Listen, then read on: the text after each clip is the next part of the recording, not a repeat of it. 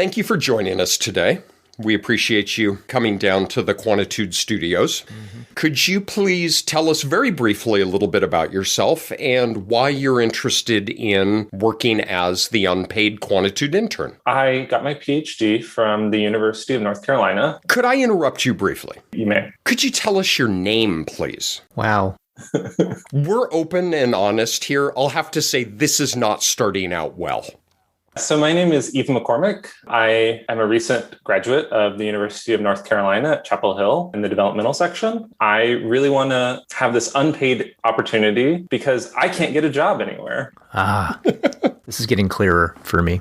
Greg, do you have any questions? You're going to participate in today's episode in a manner that will help to inform our decision. Part of your interview process, though, will involve you demonstrating knowledge of things that you don't necessarily know what they're going to be. You have no idea what today's episode is about. Is that correct? That is correct. Randomly speaking, it could be about things like haiku, for example. Could you tell us what you do know about haiku? I think haiku is one of the... I don't know. Wow. Dr. McCormick, please get your fingers off of the keyboard. We can see you searching. Would you please tell us your current knowledge of haiku, not your ability to look it up in the middle of an interview? If you remember on my resume, it does say that Googling is my primary skill that got me through graduate school. But off the top of my head, I would say that a haiku is a structured form of poetry with a 5-7-5 syllable structure on different lines. Let me ask you about another thing. Do you know anything about team science? Yes, I have been a part of several teams doing science. Dr. McCormick, could you please tell us your opinion on whether the pitcher should bat? I think it's a very interesting epistemological problem wherein the pitcher plays a different role according to different leagues' rules, and that the one that is superior is clearly the one where I don't care.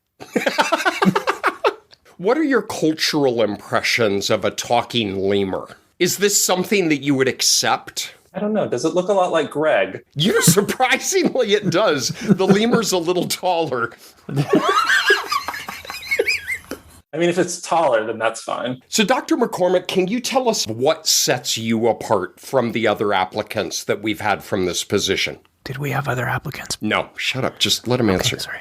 I think that my track record of working in unsafe and unsanitary conditions with you during my PhD was quite the experience that should give me the relevant skills, grit, and lack of self-respect to get through this position. So I think we should move to the performance part of the interview. So Dr. McCormick, we're going to ask you to actively participate in today's podcast. We are going to judge every aspect of your behavior, how you carry yourself, what comes out of your mouth, to what extent you laugh at my jokes versus Greg's. Just know that as we proceed from here, this is an extraordinarily evaluative and judgment-laden process, and you should just know that going in. Oh, yeah. Wait, this is a podcast?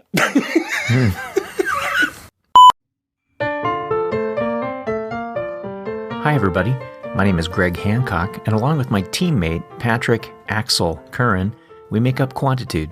We're a podcast dedicated to all things quantitative, ranging from the relevant to the completely irrelevant. In today's episode, we celebrate International Haiku Day with listener-submitted HaiQs, and somehow tie that to a discussion of team science, all while interviewing intern applicant Ethan McCormick.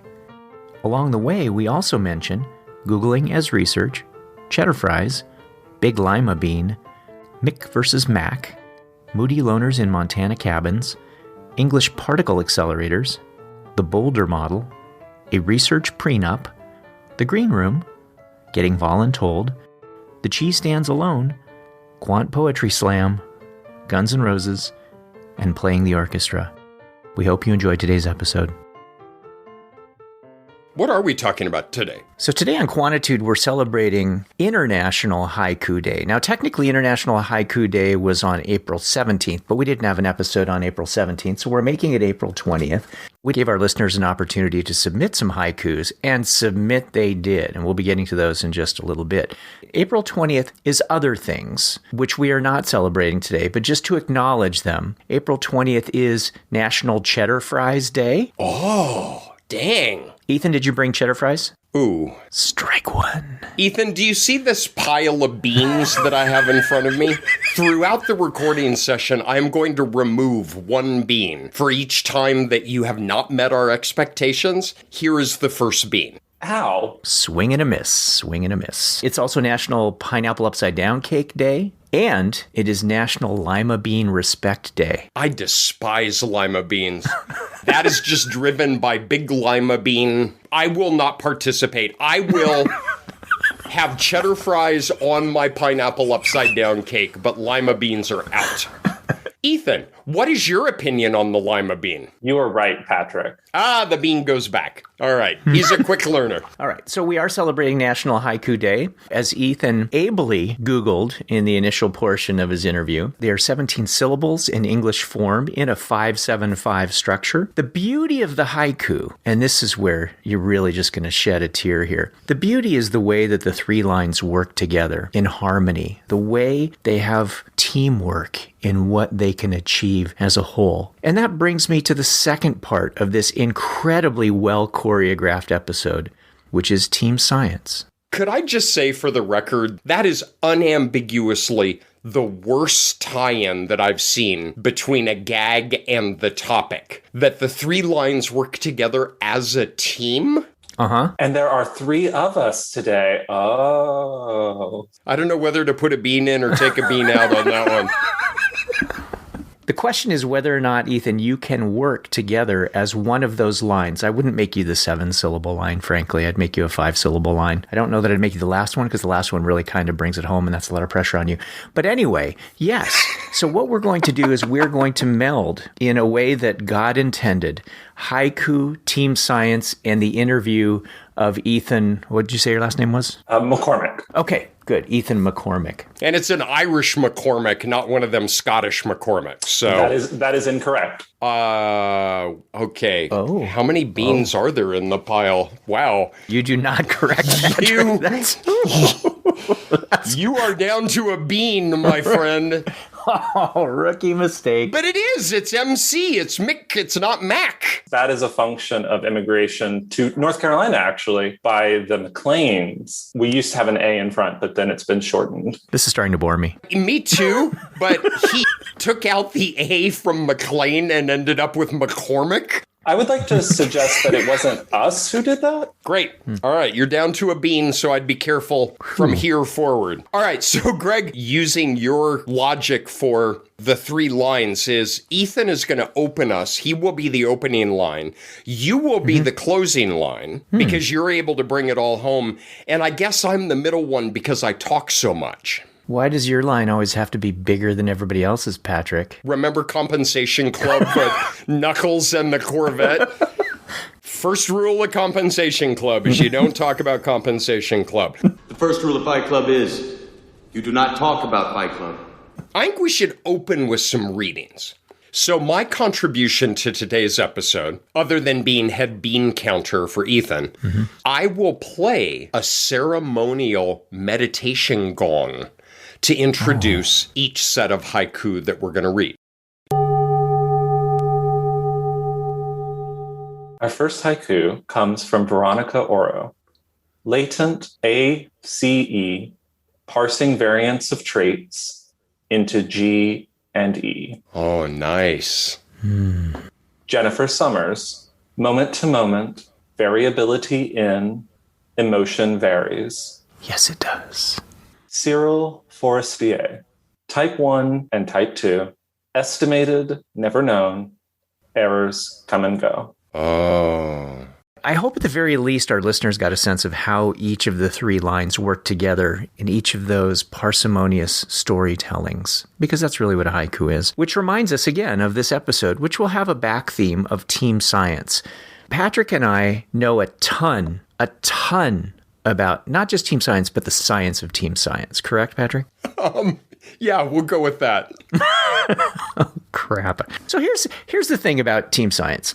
There's a whole discipline of team science. If you use some of Ethan's extensive research techniques and Google team science, you will find a vast literature emerging in business, in medicine, really quite a lot in the field of medicine, about how teams can work together most efficiently, most effectively toward particular goals. I was not raised as a team science guy, and yet I find myself doing what one would characterize as team science all the time. You Googled this, so you are clearly well prepared.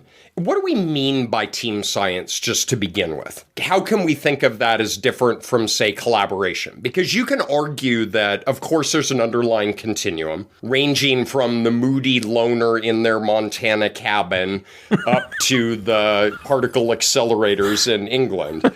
But by the way, I've written some of my best papers in my cabin in Montana. And I don't believe there are any particle accelerators in England, but that's okay. Where's the big one? Switzerland. Switzerland is very close to England geographically. And so in a sense, Patrick is correct.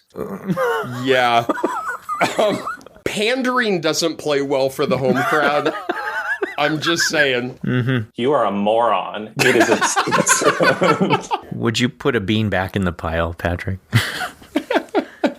You're right, Greg. You and I came up through a system back in the day where it wasn't anti-team science, but it certainly, in my own experience with it, was not a valued component of how you do research. It was all about independence. I had told on a previous episode about how one of the concerns that my chair had when I came up for tenure is I didn't have any sole authors. They were all joint authorship, even though I had a bunch of first authors, none were solo.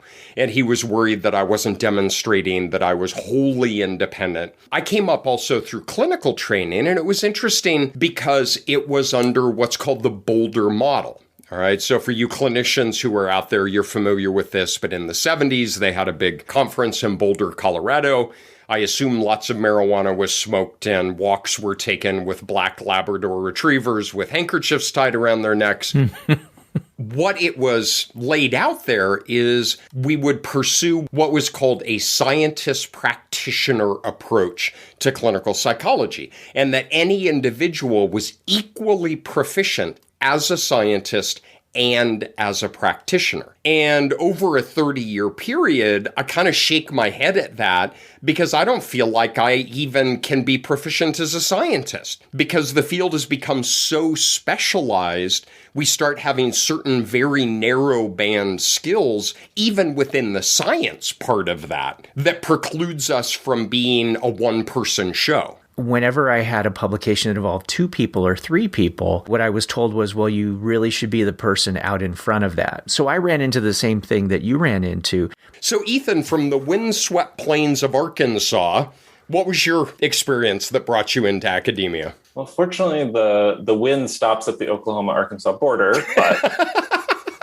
I come from a slightly different background in neuroscience where there's a first and senior author format. And so there's not quite as much competition with your advisor to be first. But I would say that in the beginning, most of my publications were me and my advisor or one other person sort of in the middle. Even just in the 6 years since I started my PhD, the rise of multi-author publications has become really popular, especially in the neurosciences where you're collaborating with people across institutions, or you have a multi-member team within your own lab. I have a definition of team science that I'd like to read, and then see if we can pick it apart and come back to some of the things that Patrick said. Team science leverages the strengths and expertise of professionals trained in different fields in an integrated and collaborative effort to address a shared scientific challenge. Any reaction to that? When you read about this stuff, I have seen people talk about differentiating team science from collaboration. Yes. And I think that's an interesting distinction. I view collaboration as almost more sharing of workload. All right, I'll do this part, you do that part, and then we'll get back together Monday and we'll talk about it. The team science is, for lack of a better term, as I think about it myself, is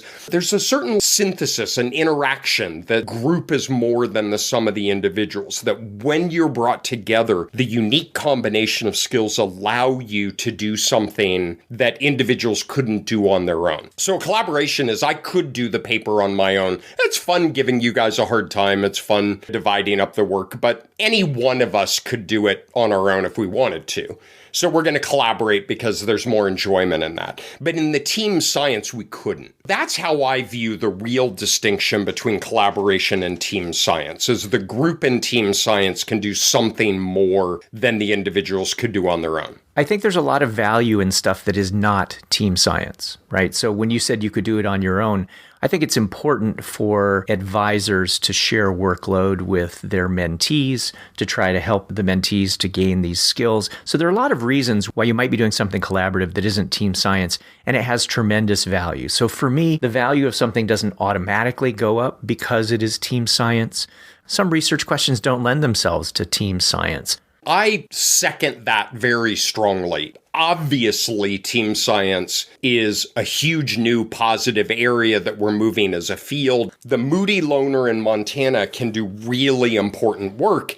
And if you're not part of a team in team science, does not mean you're not participating in unique contributions to the field. I've been on some grant review panels at NIH where eyebrows have been raised if there are not a team of 11 people on the application. And I keep gently saying, but they've got the skill set to meet the aims that they've set forth. It's not about team science for the sake of team science. It would be team science for the sake of the science that you're doing. And not all science lends itself to that. Ethan, you're maybe a couple of years younger than Greg and I.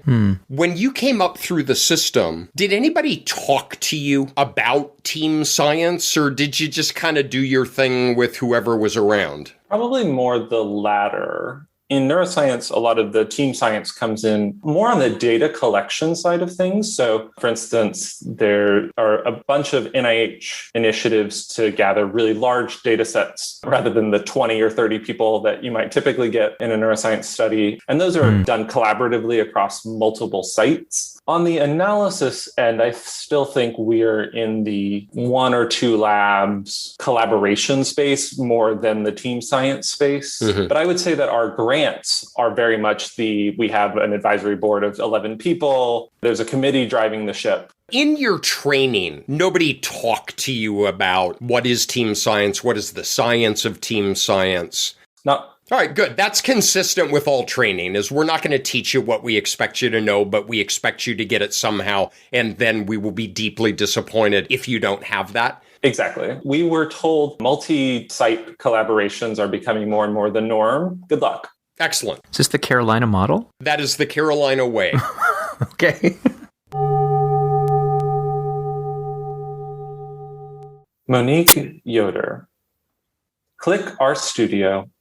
Set working directory, select data file. Very practical. Amanda Lindqvist. Let me show you if that model of yours can be logarithmic, yeah? I'm going to file a formal complaint that the yeah was a filler. Brendan Lamb. Hard to say goodbye, but I can't turn a blind eye.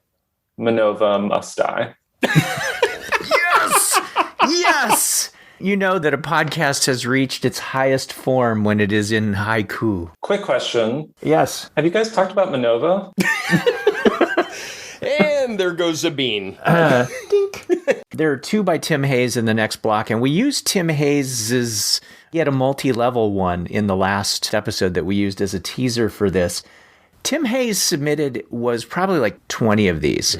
It was very hard to choose among all of them, but I threw in 2 here. So go ahead and do this block. Does Tim have a day job? No, he does not, apparently. Is Tim open to an unpaid internship? Hey now. Oh, yeah, sorry. Tim Hayes. Back off.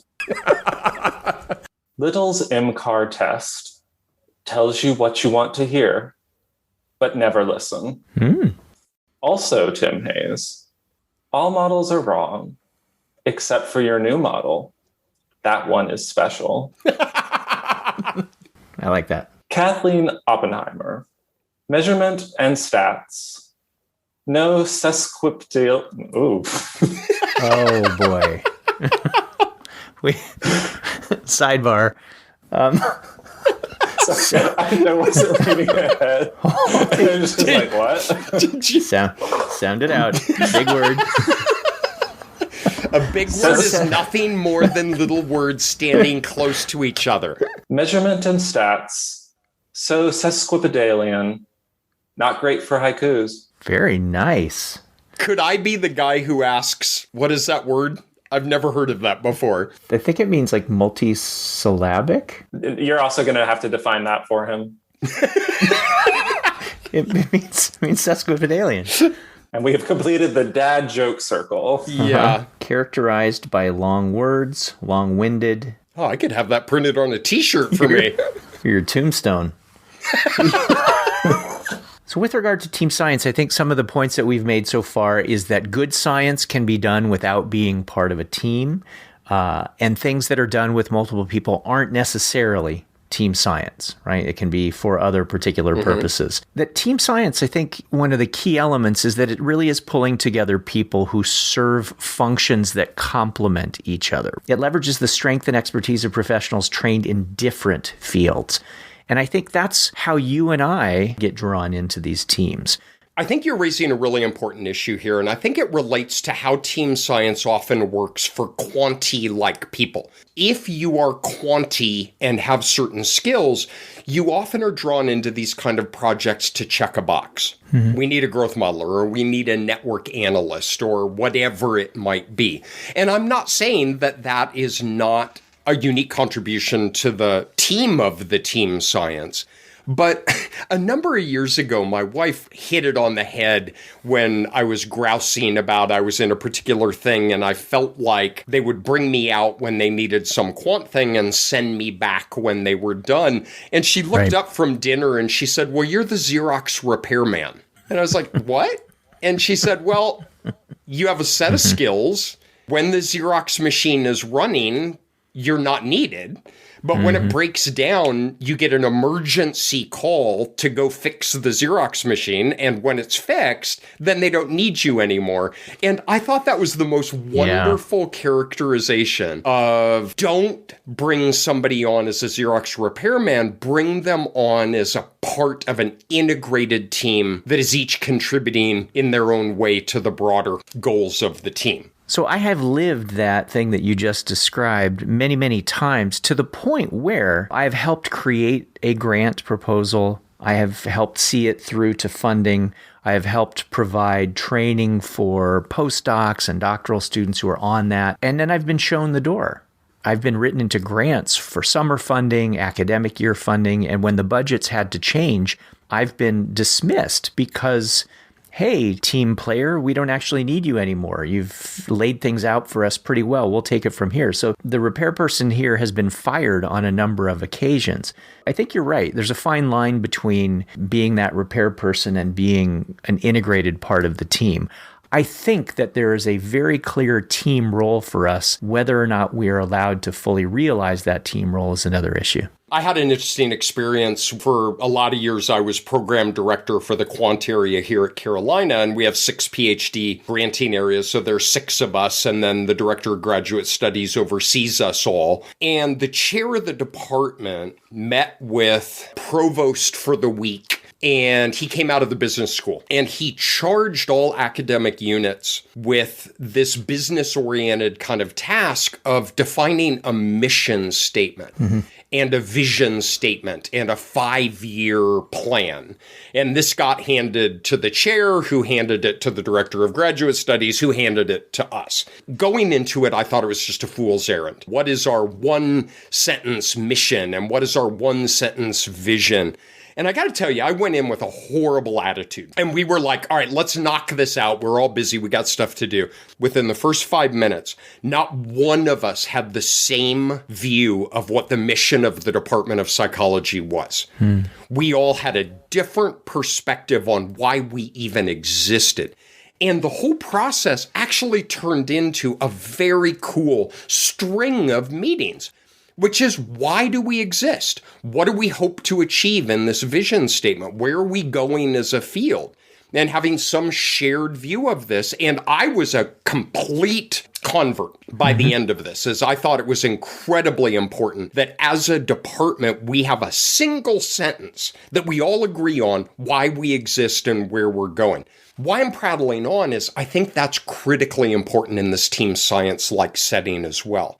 And to not just have a batting order of we have a network analyst, we have an fMRI person, we have this, we have this, we have this, we have this, is forming a group and having a shared mission and having a shared vision of why do we exist and where are we going, and all key members are a part of that. I would tack on to that you can actually accomplish more because of the construction that you have in terms of your faculty. Persons X and Y can actually accomplish things that are in that overlap between their worlds. I hate the specialist view of things. APA has something like 54 different divisions. American Educational Research Association, to which I have belonged since time immemorial, has burgeoned to 150 plus special interest groups. Yes, it's important to have conversations with people who do things that are like what you do. I think the best things come from having conversations with people who only sort of overlap with what you do. I couldn't agree with you more on the increasing divisions within all of our fields. There are days where I feel like we're subdividing ourselves out of existence. But pulling back to the group is greater than the sum of its parts is, I think part of that is having the mission vision that's all shared. The other part, though, is the term I like that I've seen before is you need a prenuptial agreement. One of the hallmarks of a successful team science is there are very clearly stated expectations and policies and processes set up right out of the gate. What is that mission and vision? What is the leadership structure? What is the publication structure? What is the policy for conflict resolution? When I was a young faculty, I was freaking intolerable in terms of, well, many, many terms. But let me try to narrow it down. Would you? I was intolerable in terms of my disdain for policies. And I was like, we've got to be quick. We got to be flexible. We have to run a zone defense where we don't know what's going to come across and all that. An hour and a half into my first administrative position, I was like, oh, for the love of God, where's the policy on this? I have become a huge adherent to policies. And not that it's a Byzantine rigidity, but everybody needs to know the rules of the game of what they're getting into. And if Ethan has an idea for a paper in this group that he's working on, that there should be a form where Ethan fills it out, has a working title, what data is he going to draw, who are the people who are going to be involved, how is this going to uniquely contribute, and the team leaders sign off on that so that Ethan doesn't do 100 hours of work and distribute a draft and Dr. Whoever says, no, this is my topic. I put those measures on the battery. No, you can't do it. So mission, vision, prenuptial. I would say that point is especially important for early career people who may be coming into the team, either who are younger or from outside the institution or whatever it is. The worst position one is ever in, i.e. your dissertation, is when you, the graduate student who has zero control, has to wrangle 5 fully tenured faculty members whose dates are not going to line up. You've sent the 5th doodle poll. Having those sorts of rules and policies up front is a great framework to be like, hey, you remember we all agreed to this. You're not allowed to change your mind 100 hours in. You and I, Ethan, are working on a project, and we met at the picnic shelter over in my neighborhood a week ago. You told me how you were simulating this very, very complicated data, and I took out my fountain pen and my clipboard, and I said, well, here's how I would do it. And I wrote out step 1 and some equations and step 2 and this and step 3 and this, and said, if I were doing this, this is how I would do it. And you said, well, that's how I initially did it, but you told me to do it this way. Welcome, Ethan. In the interest of my current employment, I don't remember it being like that. I think I said, I really want to thank you for the opportunity that you gave me to learn a different way of generating the data consistent with the underlying equations that characterize structural equation modeling. Greg, I'm liking this kid. That was pretty good. And here we have one that does a clever take on the form by Wes Bonifay. The model says 5 first, then 7, then 5 again, right? Oh, well, close fit is fine. Wait a minute. Ethan has a Cheshire cat grin right now. Read it again, Ethan, and I'm going to hold up fingers. Slowly for the old men in the balcony. What? The model says 5 first, then 7, then 5 again, right? Oh, well, close fit is fine. Okay, I get it. Okay, I get it too. I get 6, it. Okay. 8, and 6. Very nice. All right. And who says that quantitative training doesn't come in handy? Daniel Whiting. There will be times where a group sex interaction is the right answer. For new listeners, The pause is the really important part. Yeah. Greg told a story on a prior episode about a group sex interaction during class. Yes. Good reference. Yeah. So Limerick episode from last year, if anybody wants to complete the circle there. And now a thoughtful contribution by TurboGut. Structuring my thoughts, building models of nature, press run, see no fit. A sad commentary. Ileana Samara. Pre-registration. Cannot replicate effects. Oh, what a bummer. You see the influences, Chaucer, Keats. All I remember is somebody got poked in the arse with a hot poker in Chaucer. As a middle school boy, that's the only thing I remember. Ladies and gentlemen, an in-depth review of Patrick Curran's psyche. And now 2 thoughtful contributions by Laura Stapleton. The first, non-invariant. In other words, not the same. Why such word use? Why? The second, waiting for Tuesdays. Greg, Patrick, quant friends to hear, but please, not Jiffy. I'm willing to admit that Jiffy is an acquired taste. Excuse me. I've been listening in the green room to the entire episode, and I think it's great and all that you need an errand boy. This is the way I have to find out? Come on, we've been through so much. I got blown off a roof by a helicopter. That's not cool, gentlemen. It's not cool. We have a green room? Wait, am I the only one seeing this? Ethan, Greg thinks it's real. Just go with it. So, let's just see how qualified. Evan? Is that it, Evan? Ethan. Whatever. I have an interview question for our guest here. May I? Sure. You may, Jiffy, but remember, be kind to Evan. Ethan. Ethan. All right, Ethan. The Soundcraft VI3000 96-channel compact digital mixer. How many faders does it have? 36. Shit. Whew. That had to hurt. All right. Evan, on behalf of Quantitude, we apologize. It's Ethan. Ethan, on behalf of Quantitude, we apologize for several things. First, that was unanticipated. Second, I really didn't know that we had a green room. And third, do we have a digital mixer? Because we've been doing this like on our iPhone. I don't know what he's using, but I got to check out the green room. Dang. All right. Team science. Ethan, here's something to loop you in, and I'm curious about your opinion on this. I see one of the dual risk and positive things about a team science setting is first, if done properly, can be an amazing training ground for junior people.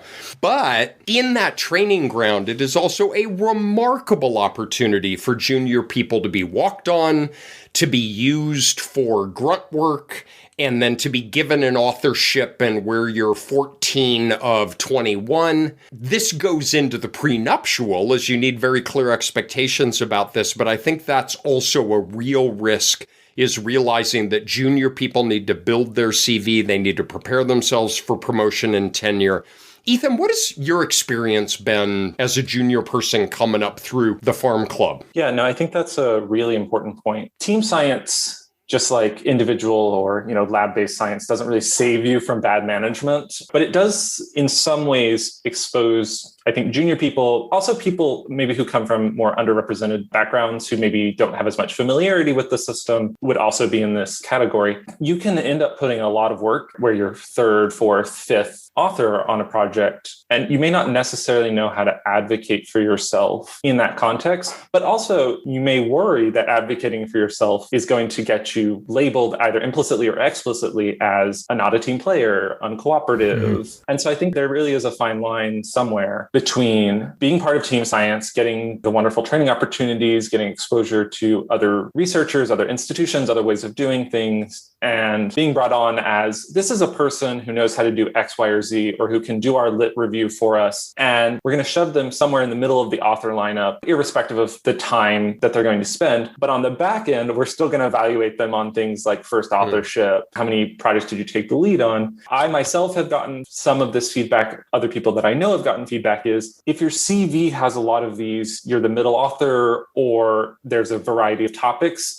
Often comments are, where is your independent contribution? Your CV looks somewhat unfocused. There are many different topics. It is sort of a catch-22, I think, for younger researchers, like many movements in the field, open science, pre-registration, other things like that, where we really do buy into these advances in the field. We want to do science better. We drank the Kool-Aid, right? Mm-hmm. But the official structures that exist that were being brought up in still haven't fully accommodated those. We're left somewhat of, do you choose to be less open or less collaborative or less team-based? Or do you accept the fact that you're going to get dinged for that later on because you've not published sole authors or you and your advisor author type papers? That being said, a lot of times, I think you don't necessarily have a choice when your advisor says, I think you would be excellent to work on this project. You maybe don't know to say, oh, I'm not sure that that's a great use of my time, or sometimes you're getting voluntold.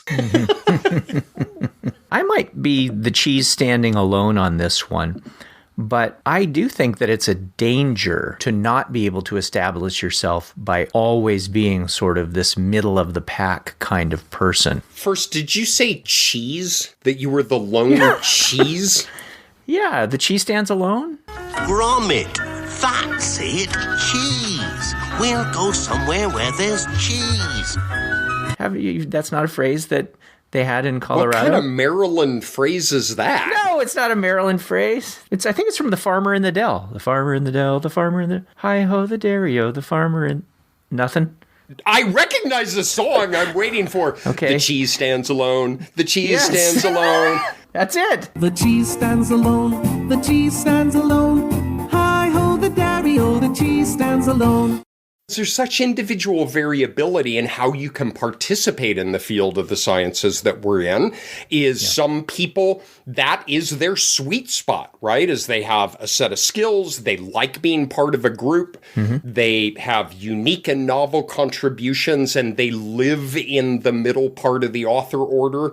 And there are other people who want to go through the farm club like that and get those skills, but then move to the head table where they're part of a leadership team where they have their own independent program of research. I think it's absolutely critical that a given individual is able to identify what role do they want and what are they doing to put themselves in that position. What I just find so dangerous is we all wax poetic about team science, but then say, but Ethan hasn't had a PI on an R01. And I think that they are dual mandates that often conflict with one another. I think part of it is on the junior person to say, all right, what do you want to be when you grow up, and make sure that you make certain decisions to help you get there.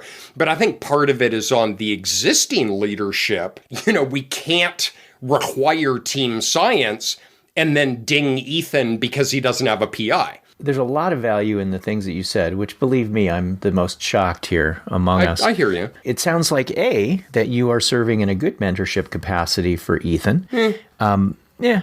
But B, the idea that what you want to be should drive the kind of position that you get. And if it is the case that you like being a part of these dynamic teams with different roles, with projects changing all the time, that is often not an academic environment, right? That is in one of the many places, increasing numbers of places. But I do agree with the fact that if you have aspirations for yourself at a higher level, you do have to find a way to balance the role of being a team player, but also establishing yourself as a leader. But I would also say that I think it's the job also of a PI to have those thoughts in mind for the people that they're advising, especially early on. It can be difficult just to know what you want to be when you grow up. Yes. Even more so, it's hard to advocate for yourself when someone says, hey, we have this project we'd like you to work on because you can do structural equation modeling. It's hard to turn that down when you're in your third year working on comps. The power differential is huge, and it can, on occasion, be used in a volitional or malicious way.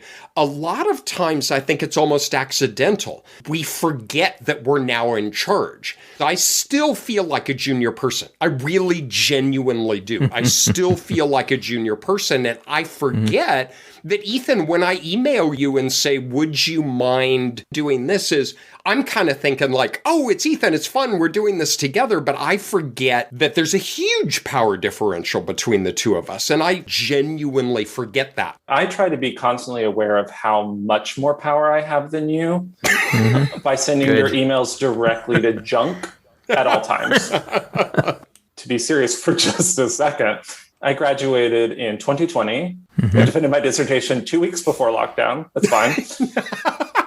My celebratory trip had to come back from that. That's fine. One of the biggest things for me is remembering that, oh, right, I am Dr. McCormick now. And that I'm allowed to say yes and no to certain things. It's part of growing up, becoming a real boy.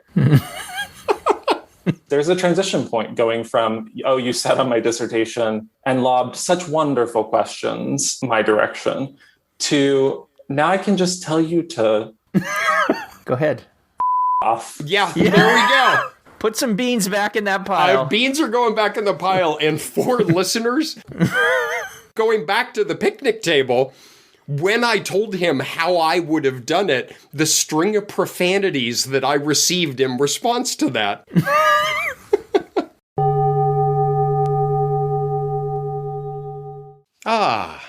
The gone. Evan? Ernest? Dr. McCormick. Tom Roth. Complex random terms. Boundary singular fit. Drop the random slopes. Teague Henry. Raw data folders. Same study, all different. Who did this? Send help. And now we have an audio recording of a reading by Evan Hughes. Ran my ANOVA. Got three-way interaction. Have to describe. Nice use of the bleep by Evan Hughes. That was very clever. Did that count as a syllable? It did. The bleep was one. Well, that was pretty amazing. See, buddy, nice. I can do it too. Snaps for Patrick. Oh, we should have been doing that the whole time, like Oh, Greg, next year, Poetry Slam. Oh, God. I thought you were about to be like, when you're a jet, you're a jet.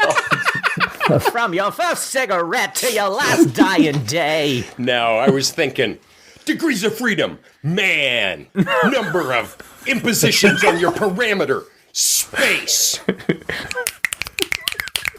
Patrick at a slam poetry would just have people like backing really slowly away.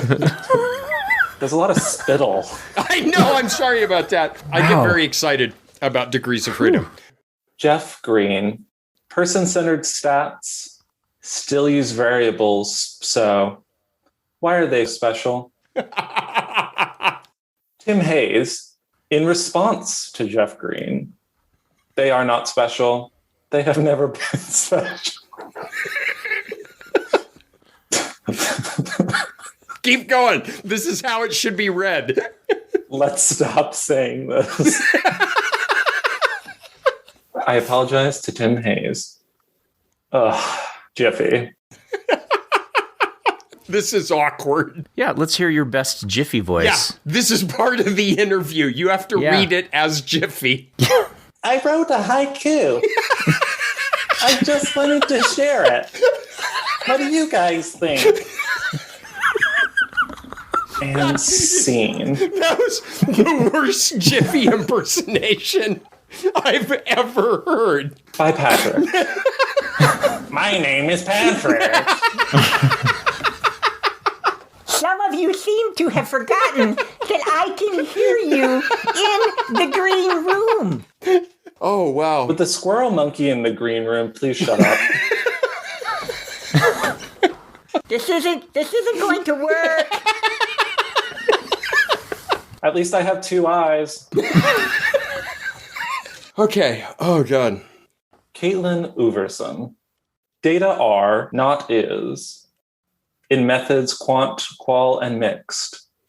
Oh, and it's Likert. Liquor.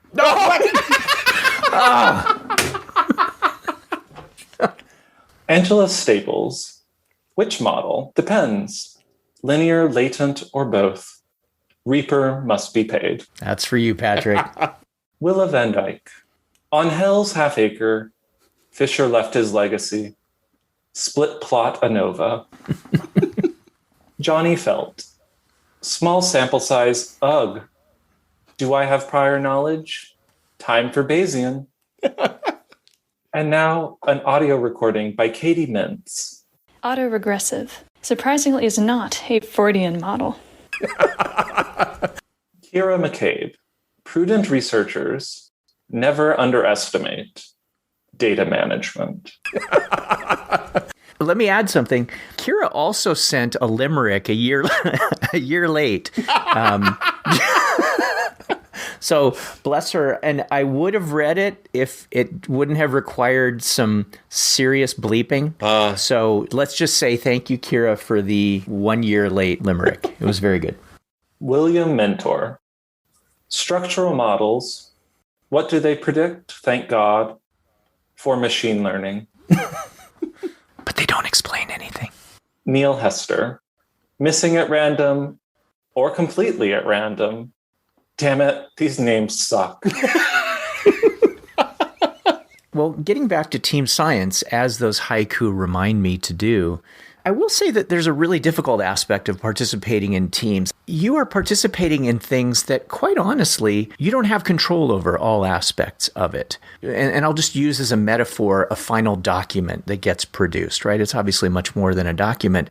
But there are parts of that document that you haven't written. There are parts of that document you might not even agree with, but you have to have this team buy-in. You have to be willing to abdicate some control in the larger mission. And that can be difficult, right? When your name is being attached to things that you aren't directly a part of. Recently, I've been on a couple of papers where I was part of a team. I love it. It's a great group. I feel like I'm part of a bigger whole. All of the good things. Mm-hmm. But it was a weird experience because I'm a co-author on a paper that there are parts of it I don't understand.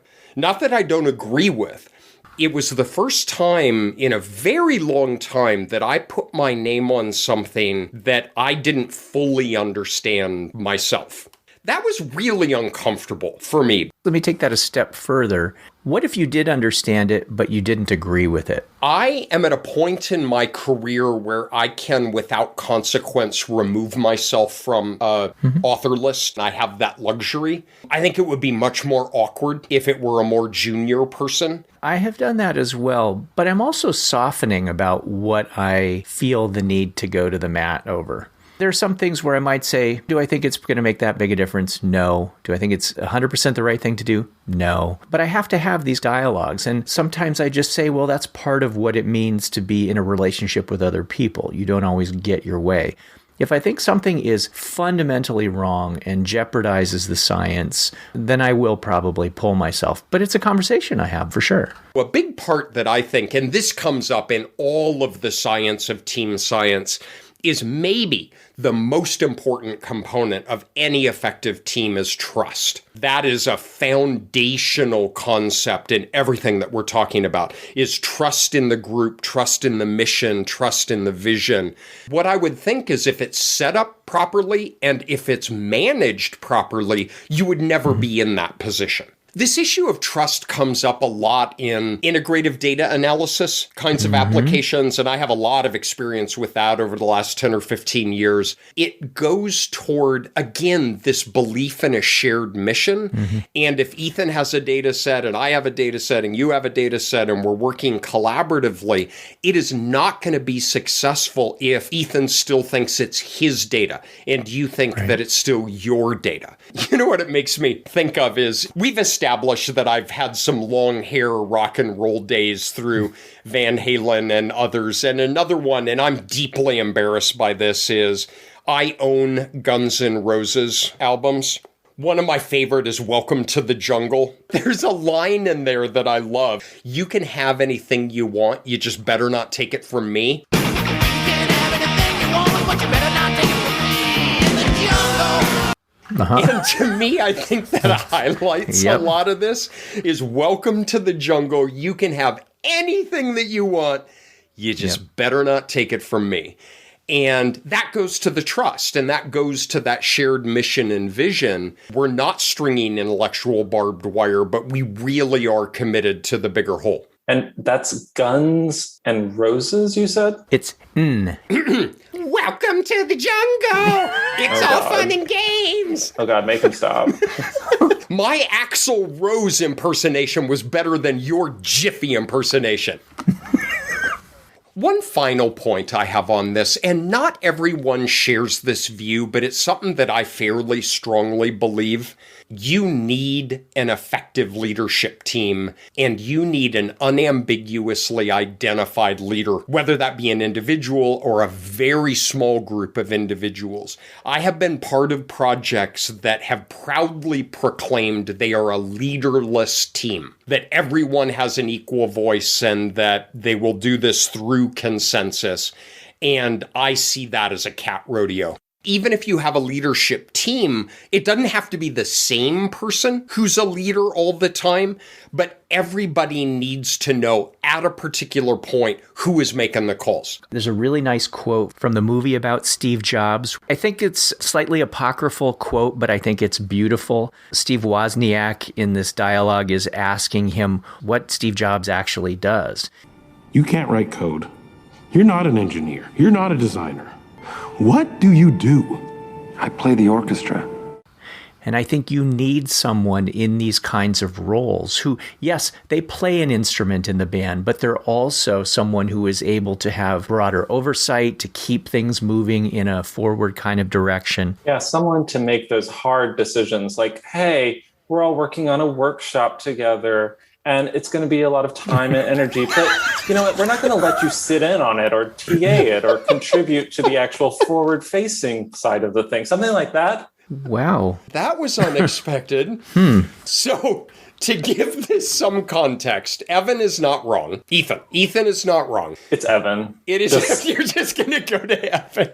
So Greg and I foolishly agreed, right? When was this? It was like in the fall when we had all the time in the world. We are preparing a workshop on measurement modeling. And Ethan is playing a critical role in helping us prepare the class, doing analyses, making graphics, doing all sorts of interesting things. Opening R, which Patrick cannot do. It is true that he's putting blood, sweat, and tears in, but Greg's grad student is going to be the TA for the class, not Ethan. I think that makes my point, is only a confident, empowered leadership team would make a decision like that. Like Caesar. Leadership, dictatorship. These are all semantic. It is very exciting to be working on this with both of you. Evan, I think you've made valuable contributions to what we're doing. And it's a lot of fun. Like telling Patrick that I can output PNGs instead of taking screenshots of the R Markdown PDF that I send him. What I heard was... But for those of you who are interested, since we stumbled into this minefield anyway, when is it? I don't know. May 24th? It's very near the end of May. May 24th is Greg and I are co-teaching a live streaming 5-day workshop on measurement. Yeah, applied measurement modeling, I think it's called. Everything you wanted to know about factor analysis, scoring, invariance, and us giving each other a hard time for 5 days straight without Ethan. Oh, yeah. And in fairness to us, Ethan was recruited out from under me to TA for another class with Bauer and Doug Steinley. So it was not my doing. If you're foolish enough to be interested, go to centerstat.org and we have information on that.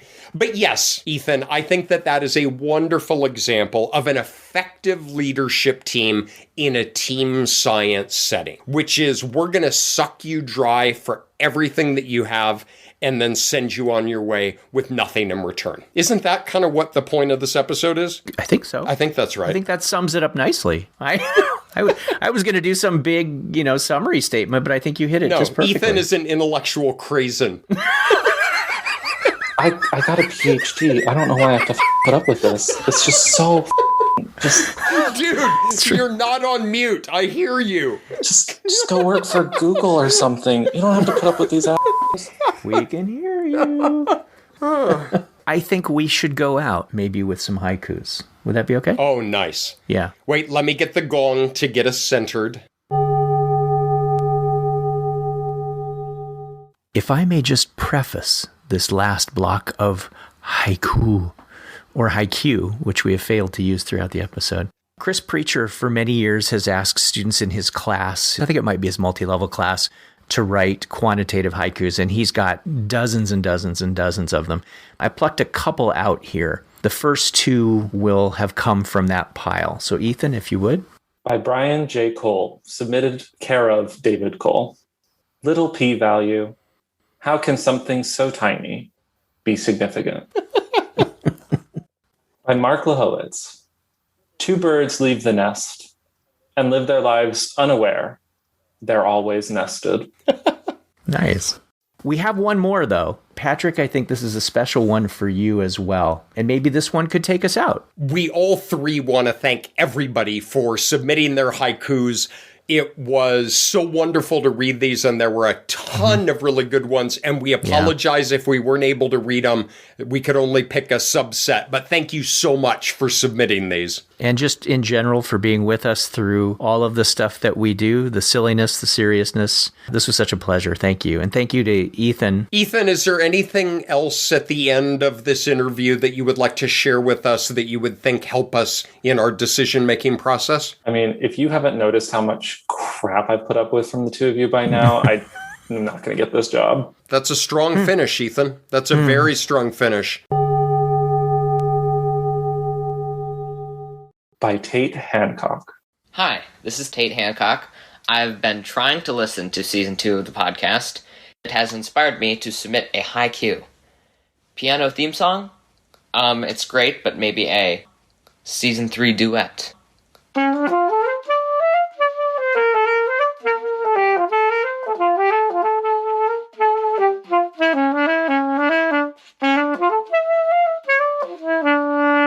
Come on, you know you missed the saxophone.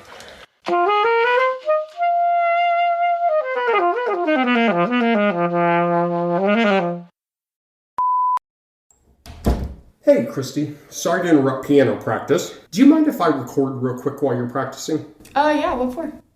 It's just a project I'm working on. Just trust me. Okay. All right, I'm going to leave this here. Play whatever you want. I'll be back.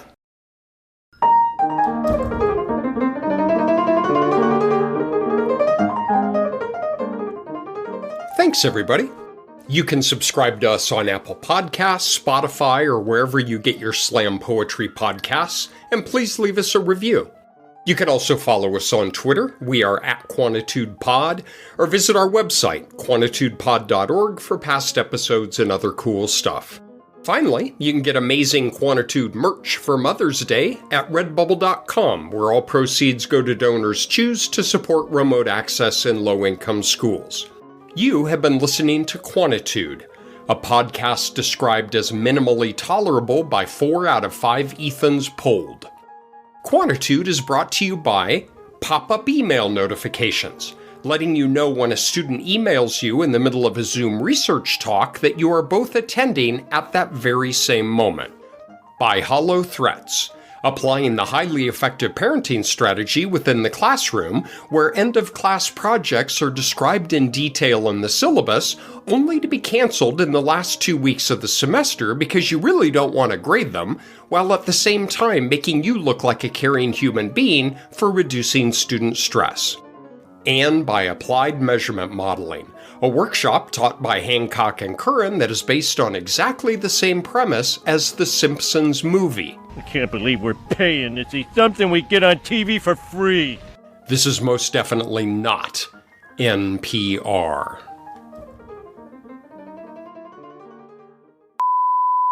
What are your cultural impressions of a talking lemur? Is this something that you would accept? I don't know. Does it look a lot like Greg? Surprisingly, it does. The lemur's a little taller. I mean, if it's taller, then that's fine. Yeah, and he doesn't lick his butt quite as much. I had 2 vertebrae removed to be able to do that. It was elective. Let's hear it for Obamacare, huh? All right, so we need to get out of this hole.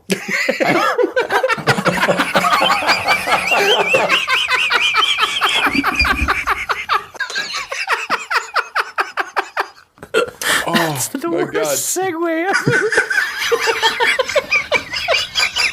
The beauty is that was completely unintentional. You are not editing this episode. Keep your hands off it. Don't. That's not going in. Okay. Oh, shit. All right. So get us out of here. All right.